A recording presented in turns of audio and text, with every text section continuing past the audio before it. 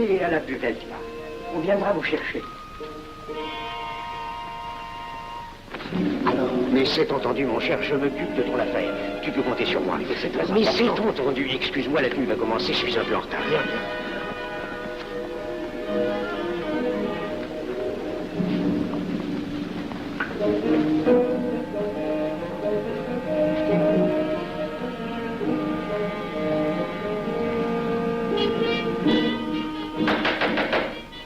Prenez place, mes frères, nous allons ouvrir les travaux.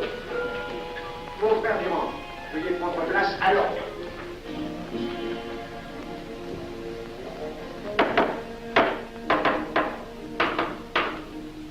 Frère premier surveillant, êtes-vous franc-maçon? Mes frères me reconnaissent comme tel, vénérable maître. Frère second surveillant, quel âge avez-vous? 3 ans, vénérable maître. Frère premier surveillant, quel est le premier devoir d'un surveillant en loge? Vénérable maître, c'est de s'assurer que le temple est couvert. Veuillez vous en faire assurer par le frère couvreur.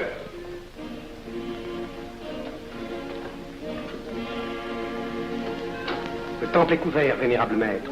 Frère second surveillant, quel est le second devoir des surveillants en loge? Vénérable maître, c'est de s'assurer que tous les frères présents sont membres réguliers de la loge ou visiteurs connus. Debout, et alors, mes frères.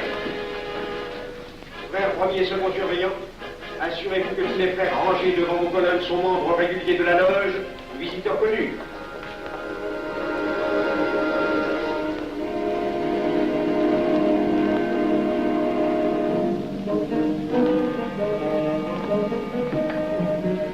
Vénérable maître, les frères qui décorent l'une et l'autre colonne sont membres réguliers de la loge ou visiteurs connus. Il en est de même à l'Orient.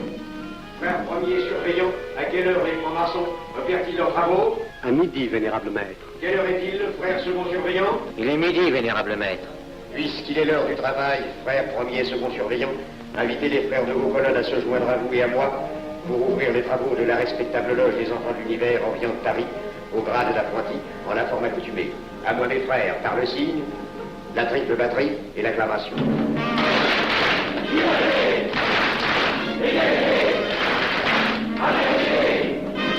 Prenez place, mes frères, les travaux sont ouverts. Mes frères, l'ordre du jour appelle l'initiation du profane Avenel. L'atelier a voté dans une précédente tenue la mission du dit profane.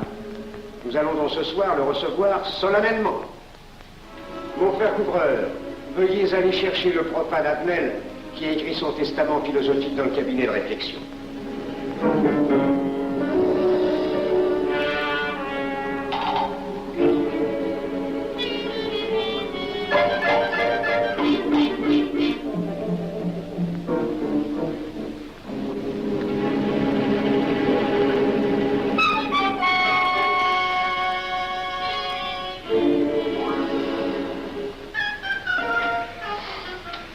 Rigolo leur truc. Monsieur, veuillez me suivre.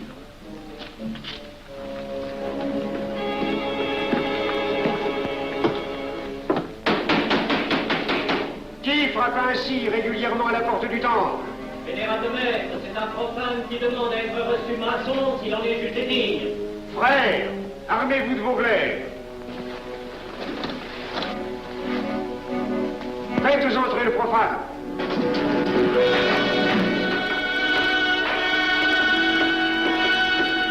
Laissez-vous, monsieur.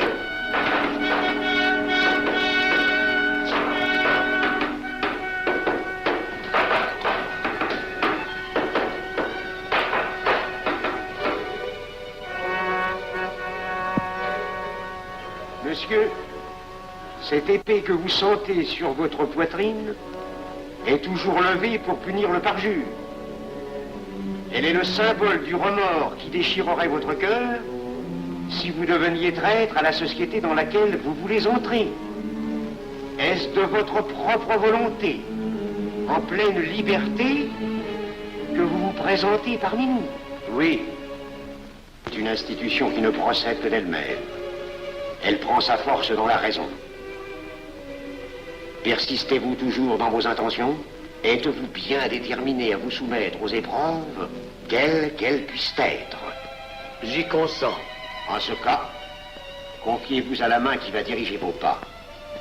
Mais comme il serait imprudent de s'imposer des obligations dont on ne connaîtrait pas l'étendue, il est de la sagesse de cette respectable assemblée de vous dire quels seront vos devoirs si elle vous admet dans son sein. Le premier est un devoir absolu de secret sur tout ce que vous pourrez entendre et découvrir parmi nous, ainsi que sur tout ce que vous verrez et saurez par la suite. Je dois exiger de vous un serment, prêté sur la coupe des libations. Consentez-vous à le prêter? Oui. Frère expert, faites approcher le profane. Et vous, maître des cérémonies, apportez la coupe des serments. Présentez la coupe au profane.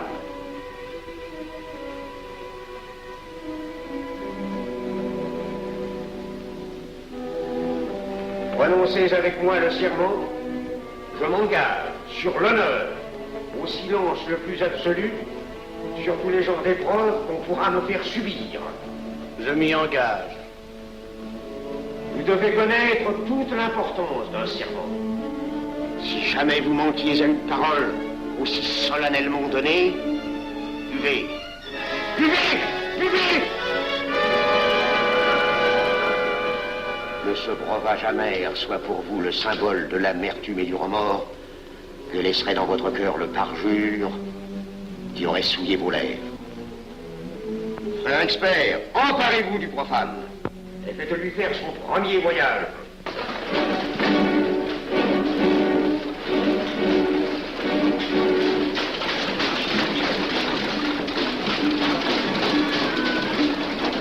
Là, c'est un profane qui demande à être reçu maçon. Comment ose-t-il l'espérer? C'est qu'il est libre et de bonne mœurs. Puisqu'il en est ainsi, qu'il passe.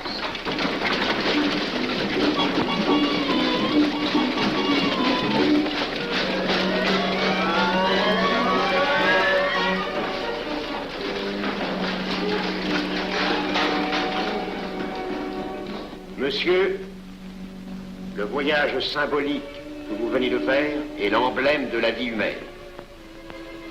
Le bruit que vous avez entendu figure les passions qui l'agitent. Les obstacles que vous avez rencontrés peignent les difficultés que l'homme éprouve et qu'il ne peut vaincre ou surmonter que grâce à l'aide qu'il trouve dans ses semblables. Frère expert, faites faire le deuxième voyage.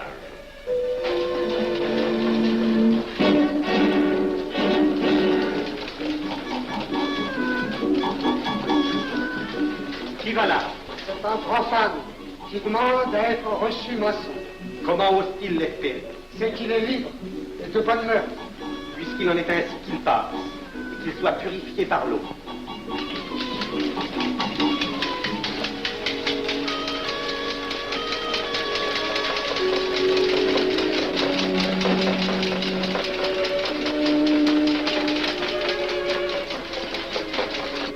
Monsieur, nous avons procédé à l'épreuve de l'eau qui représente l'épuration de votre esprit naissant à la vie maçonnique. Votre cœur doit être limpide comme l'eau pure. Frère expert, faites faire le troisième voyage.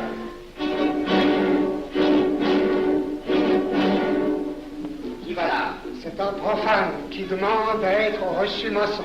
Comment ose-t-il l'espérer? C'est qu'il est libre et de bonne mœurs. Puisqu'il en est ainsi qu'il passe par les flammes.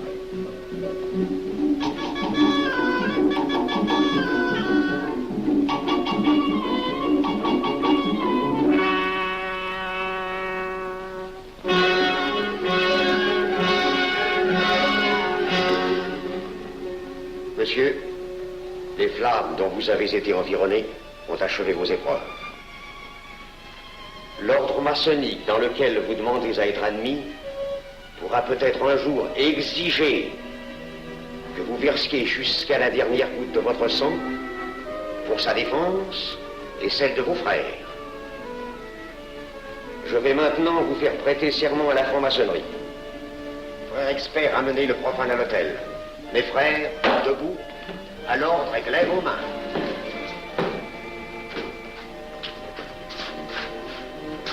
Moi, Pierre Avenel. Moi, Pierre Avenel, de ma propre et libre volonté, de ma propre et libre volonté, en présence de cette respectable assemblée de maçons, en présence de cette respectable assemblée de maçons, je jure et promets solennellement je jure et promets solennellement de ne jamais révéler aucun des mystères de la franc-maçonnerie qui vont m'être confiés. de ne jamais révéler aucun des mystères de la franc-maçonnerie qui vont m'être confiés. Quelle idée saugrenue ton mari a-t-il de se faire recevoir franc-maçon? Je lui ai déconseillé tant que j'ai pu, mais tu sais comme il est entêté. Il va se trouver dans un milieu d'arrivistes si médiocre. On l'a pourtant bien prévenu. Pourvu qu'il ne lui arrive rien. Il y a tant d'histoires qui courent sur le compte de ces sociétés secrètes. Ne t'inquiète pas, Pierre. Il saura se tirer d'un mauvais pas. Prudent. Pas assez. Monsieur, le serment que vous venez de prêter ne vous donne-t-il aucune inquiétude? Consentez-vous à le renouveler lorsque vous aurez reçu la lumière? Je le renouvellerai. Mes frères, nous allons donner la lumière aux profanes. Frères couvreurs, préparez-vous à accomplir votre office. Que la lumière lui soit donnée à mon troisième coup de maillet.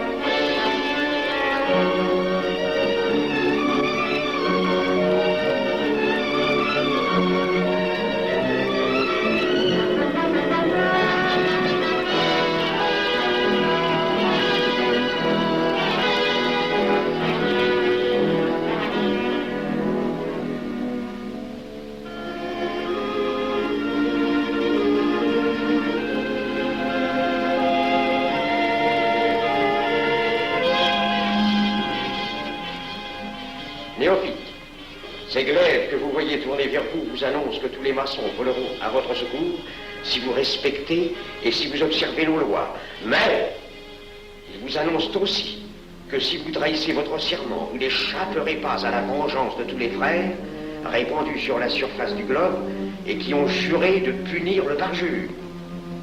Le jurez-vous, mes frères? Nous